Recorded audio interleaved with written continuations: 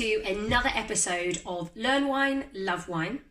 Today we're looking at Beaujolais versus Beaujolais Nouveau.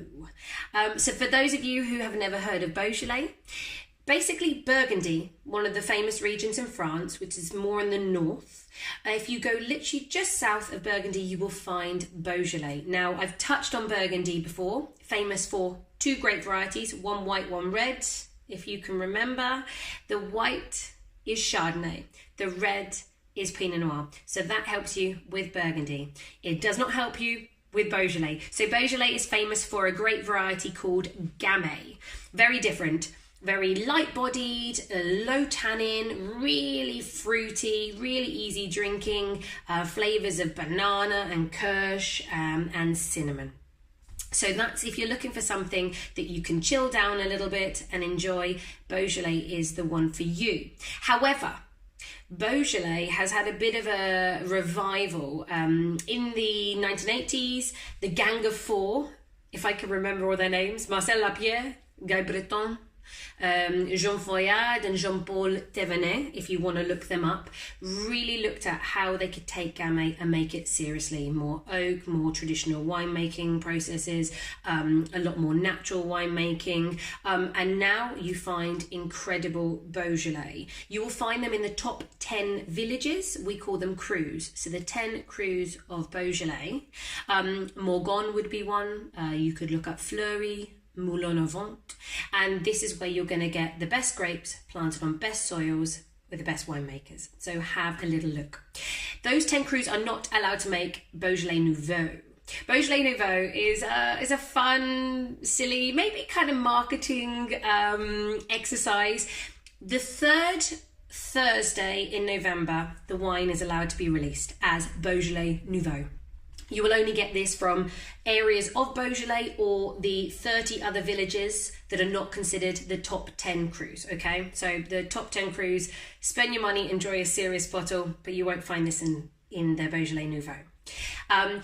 The wine is quickly fermented, no oak, shoved in a bottle and released on this third Thursday of November. Seeing as that was just last week, I thought this would be the time to bring it to you. In France, literally, there are parties everywhere, and at 12 o'clock midnight, I think 1 minute after, legally it's allowed to be released. So it's a lot of fun, and you just expect really bright, vibrant wines. These are supposed to be drunk young. It's a great way for the winery to get some cash flow and make some money, and it's a great way for us in the wine trade just to have a little bit of fun and enjoy something that is not supposed to be complex and just knock it back without thinking about it. So that is what Beaujolais Nouveau is.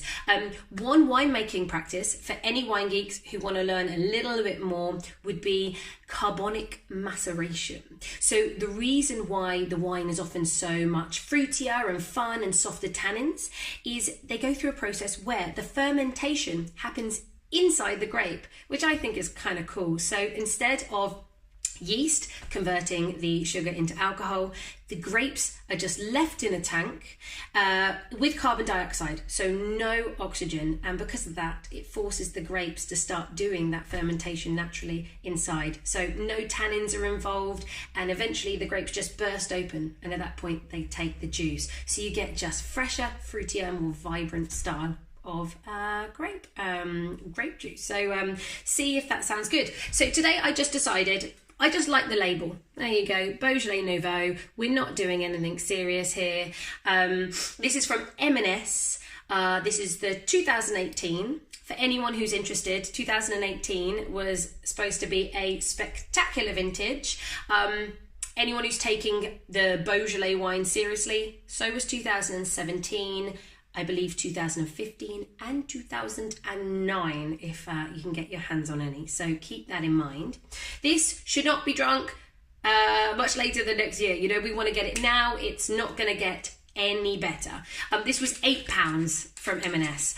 This is one of their wines. They've gone and helped the winemakers in Beaujolais to make it. And I just thought, well, if everyone else is partying in France, why shouldn't we party? So have a look at this. I wonder if it can show you. Can you see how purple?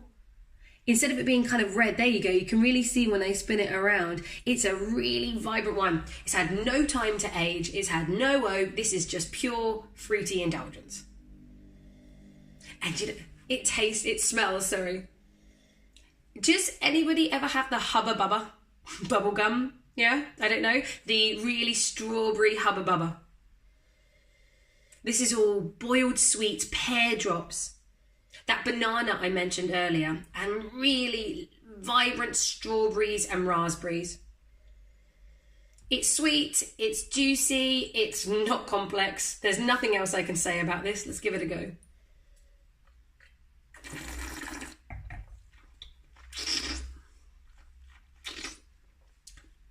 Juicy, fruity, no tannins, quite round. It's lively in my mouth. This does not need to be paired with anything. You can have this on its own. As I said, chill it down. It's lovely and fruity. You can, again, if you wanted to have it with a little bit of salad or just some very thin pieces of carpaccio maybe, anything with no tannins.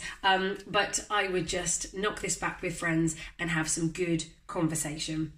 So cheers guys. If you like this video, like, subscribe, share, leave me any comments.